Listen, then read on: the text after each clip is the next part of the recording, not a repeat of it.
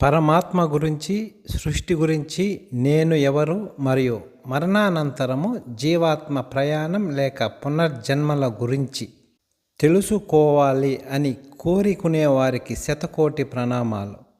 మహాభారత యుద్ధ ప్రారంభానికి ముందు దుఃఖితుడైన అర్జునుడికి శ్రీకృష్ణ పరమాత్మ ఉపదేశించిన ఈ భగవద్గీత భూమిపై ఉన్న ప్రతి మనిషికి మహోన్నతమైన మార్గదర్శకము.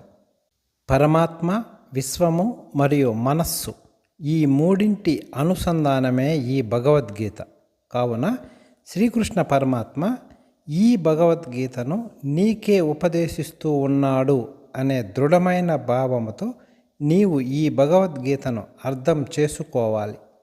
అనంతమైన పరమాత్మలో అణుమాత్రంగా వ్యక్తమై ఉన్న సమస్త చరాచర జగత్తులో ఉన్న మానవులు కూడా పరమాత్మ స్వరూపులుగా భావించి, నాలో ఆధ్యాత్మిక అహంకారము అణుమాత్రము కూడా లేకుండా ప్రతి ఒక్కరిని చేతులు జోడించి నమస్కరించి వేడుకుంటూ ఉన్నాను.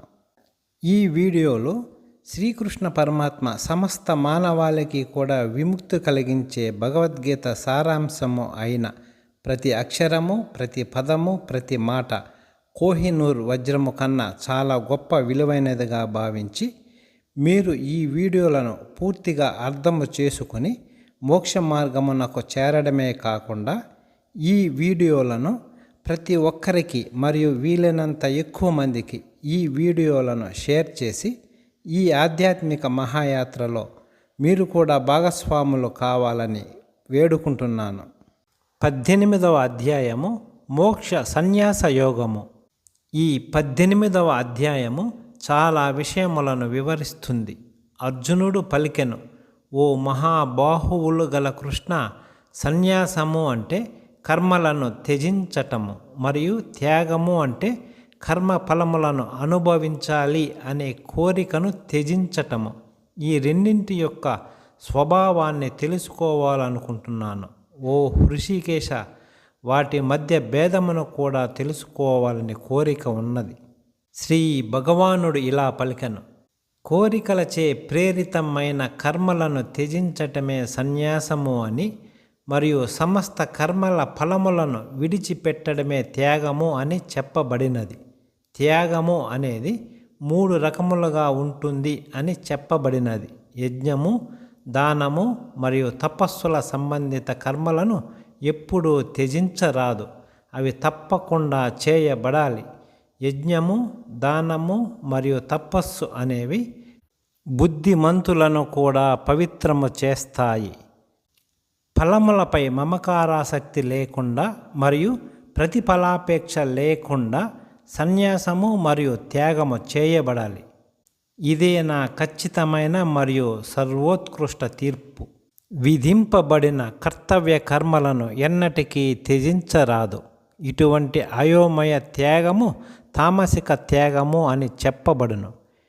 విధిగా చేయవలసిన కర్తవ్య కర్మలను అవి కష్టముగా ఉన్నాయని లేదా శారీరక అసౌకర్యమును కలిగిస్తున్నాయని తలచి కర్తవ్య కర్మలను విడిచిపెట్టటాన్ని రజోగుణ త్యాగము అంటారు. ఇటువంటి త్యాగము ఎప్పటికీ క్షేమదాయకమైనది కాదు మరియు మనుష్యుల ఉన్నతికి దోహదపడదు.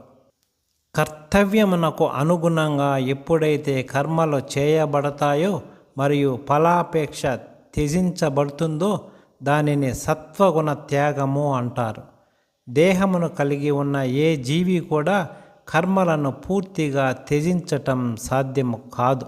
అందుకే తన కర్మ ఫలములను త్యజించిన వాడే నిజమైన త్యాగి అని చెప్పబడును.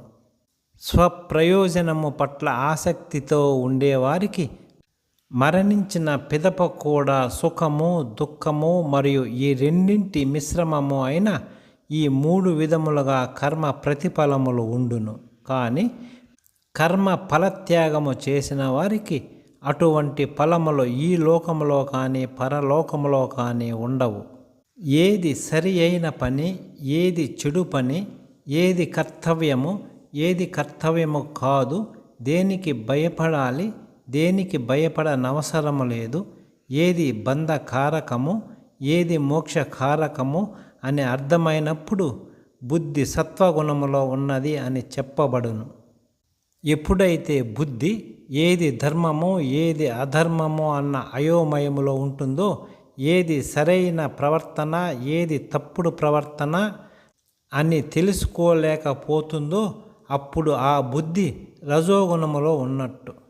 అజ్ఞానము అనే చీకటితో కప్పివేయబడి అధర్మమునే ధర్మము అనుకుంటూ అసత్యమును సత్యము అని భావిస్తూ ఉండే బుద్ధి తమోగుణ బుద్ధి. యోగము ద్వారా పెంపొందించుకున్న దృఢ చిత్త సంకల్పమును మరియు మనస్సు, ప్రాణవాయువులు, ఇంద్రియముల యొక్క కార్యకలాపములకు ఆధారముగా ఉన్న సంకల్పాన్ని సత్వగుణ దృఢ మనస్కత అంటారు. ఫలాపేక్ష ప్రేరితమైన విధులు, కామము మరియు సంపద పట్ల ఆసక్తి ఉండే స్థిర చిత్తమును రాజసిక ధృతి అని చెప్పబడును. విడవకుండా పగటి కలలు కంటూ భయపడుతూ శోకిస్తూ నిరాశకు లోనవుతూ దురహంకారముతో ఉండే అల్పబుద్ధి సంకల్పమునే తమోగుణ ధృతి అంటారు. ఇక ఇప్పుడు నా నుండి వినుము. దేహము యందున్న జీవాత్మ రమించే 3 విధముల సుఖముల గురించి మరియు సర్వ దుఃఖముల నుండి విముక్తి దశకు చేరటం గురించి. మొదట్లో విషంలా అనిపించిన చివరికి అమృతంలా ఉండే సుఖమే సత్వగుణ సుఖము. ఇది జ్ఞానము యందే స్థితమై ఉన్న స్వచ్ఛమైన బుద్ధిచే జనిస్తుంది. ఇంద్రియములతో ఇంద్రియ వస్తు విషయముల సంపర్కము చేత కలిగిన సుఖమును రాజసిక సుఖము అని అంటారు. ఈ సుఖానందము మొదట్లో అమృతములా ఉన్న చివరికి విషంలా ఉంటుంది. ఏ ఆనందము అయితే మనస్సు యొక్క స్వభావాన్ని పూర్తిగా మొదలు నుండి చివర వరకు కప్పివేసి నిద్ర, సోమరితనము మరియు నిర్లక్ష్యము నుండి ఉద్భవించినదో అది తామసిక ఆనందము అని చెప్పబడును. ఈ భౌతిక జగత్తు యందు భూమిపై కానీ లేదా ఊర్ధ్వ స్వర్గాది లోకాలలో కానీ ఏ ఒక్క ప్రాణి కూడా ఈ ప్రకృతి త్రిగుణముల ప్రభావానికి అతీతము కాదు. బ్రాహ్మణులు, క్షత్రియులు, వైశ్యులు మరియు శూద్రులు వీరి యొక్క విధులు వారి వారి లక్షణములకు అనుగుణంగా వారి వారి గుణముల ప్రకారంగా కేటాయించబడినవి, పుట్టుక పరంగా కాదు. ప్రశాంతత, ఇంద్రియ నిగ్రహణ, తపస్సు, స్వచ్ఛత, సహనము, చిత్తశుద్ధి, జ్ఞానము, విజ్ఞానము మరియు ఇహ పరలోకములపై విశ్వాసము ఇవి బ్రాహ్మణుల సహజ సిద్ధ స్వభావ కర్మ లక్షణములు. శౌర్యము, బలము, ధైర్యము, ఆయుధ విద్యలో నైపుణ్యము, యుద్ధములో నుండి వెనుతిరగని సంకల్పము, విశాల హృదయముతో గల దయాగుణము మరియు నాయకత్వ సామర్థ్యము ఇవి క్షత్రియులకు సహజముగా ఉన్న కర్మ లక్షణములు.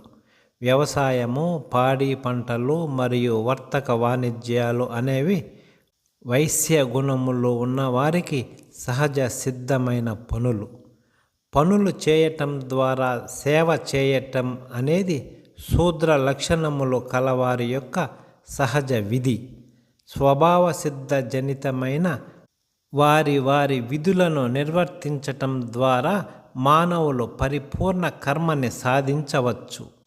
తన సహజ స్వభావ వృత్తిని నిర్వర్తించటం ద్వారా వ్యక్తి సమస్త భూతములు ఎవని నుండి ఉద్భవించాయో మరియు ఎవనిచే ఈ జగమంతా నిండి నిబిడీకృతమై ఉన్నదో ఆ పరమాత్మను ఆరాధించినట్టు. ఇతరుల ధర్మమును సరిగ్గా చేయుట కంటే కూడా సరిగా చేయలేకపోయినా సరే తన స్వధర్మము చేయుటయే వ్యక్తికి శ్రేష్టము. తన స్వభావ సిద్ధ విధులను చేయుటలో వ్యక్తికి పాపము అంటదు. తన సహజ స్వభావంచే జనితమైన కర్తవ్యములను వాటిలో దోషాలు ఉన్నా సరే వాటిని వ్యక్తి ఎన్నటికీ విడిచిపెట్టరాదు. ఎందుకనగా అగ్ని పొగచే కప్పివేయబడ్డట్టు నిజానికి సమస్త కర్మ ప్రయాసలు ఏదో ఒక దోషముచే ఆవరింపబడి ఉంటాయి. ఎవరి బుద్ధి అంతటా అనాసక్తిగా ఉంటుందో, ఎవరు మనస్సుని జయించారో మరియు సన్యాస అభ్యాసముచే కోరికలను త్యజించారో వారు శ్రేష్టమైన నైష్కర్మ్య సిద్ధి అంటే కర్మల నుండి విముక్తి పొందుతారు. కర్మ సన్యాసములో పరిపూర్ణత పొందిన వ్యక్తి ఏ విధంగా అలౌకిక ఆధ్యాత్మిక జ్ఞానము యందే స్థితమై ఉండటం ద్వారా బ్రహ్మను కూడా ఎలా పొందగలడో వివరిస్తాను. నా నుండి క్లుప్తముగా వినుము. వ్యక్తి ఎప్పుడైతే ఇంద్రియములను చక్కగా నిర్వహించి పరిశుద్ధమైన బుద్ధి కలవాడగునో, శబ్దము మరియు ఇతర ఇంద్రియ విషయములను త్యజించి రాగద్వేషరహితముగా ఉండునో అప్పుడు బ్రహ్మన్ పొందుటకు పాత్రుడగును. అటువంటి వ్యక్తి ఏకాంతమును ఇష్టపడతాడు, మితంగా తింటాడు, శరీర మనోవాక్కులను నియంత్రిస్తాడు, నిత్యము ధ్యానములో నిమగ్నం అవుతాడు మరియు వైరాగ్యమును అభ్యాసము చేస్తాడు.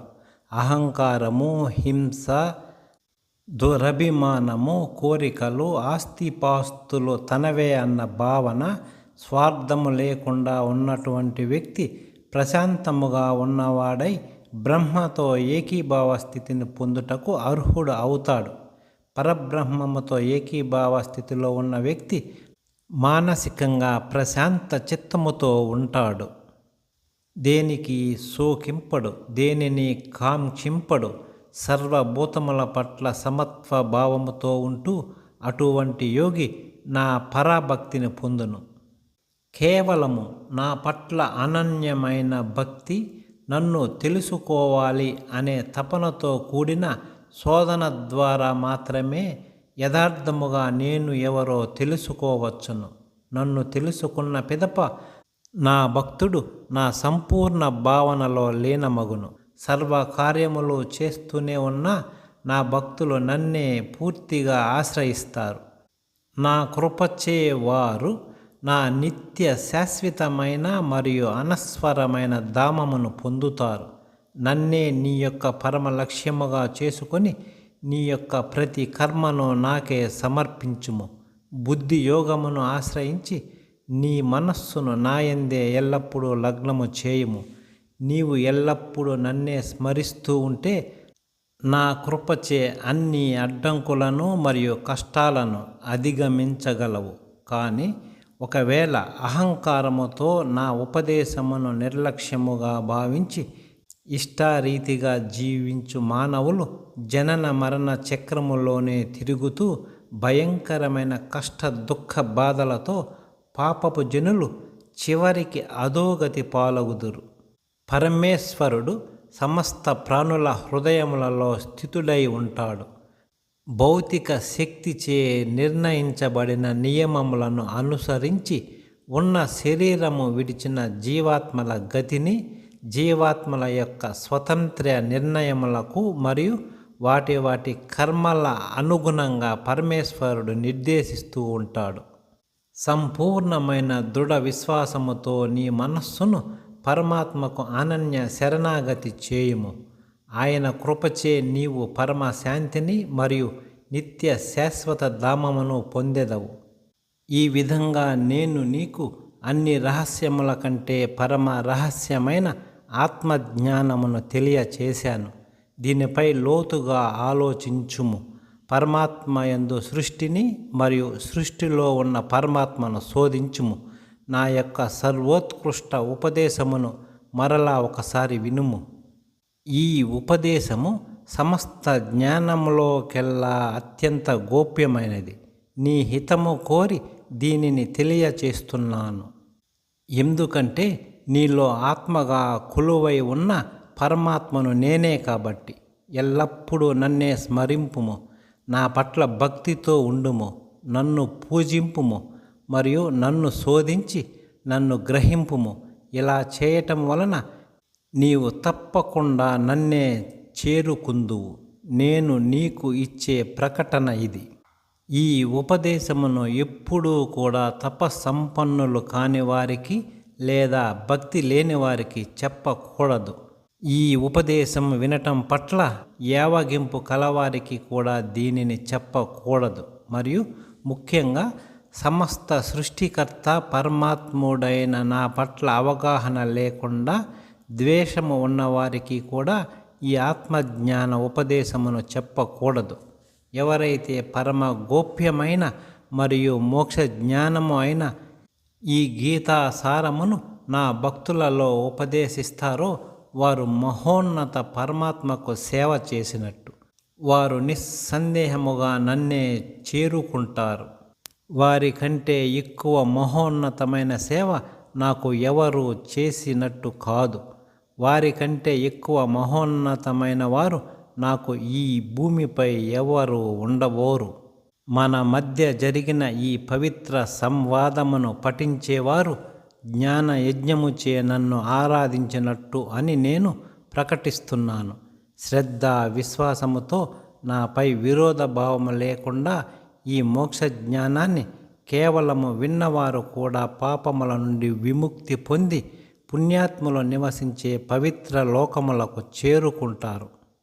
ఓ అర్జున, నేను చెప్పిన ఉపదేశము ఏకాగ్రతతో విన్నావా?